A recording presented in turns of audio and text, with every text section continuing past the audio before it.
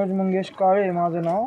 तर आपण हे 6 गुंठ्यामध्ये नाही का 2 गुंठ्यामध्ये शेड बांधलं आणि 4 गुंठ्यामध्ये त्यांना फिरायला वगैरे नाही का. आणि ओरिजिनल प्युअर गावरांचं आपलं हे कोंबड्याचं शेड आहे पूर्ण. तर आता आपलं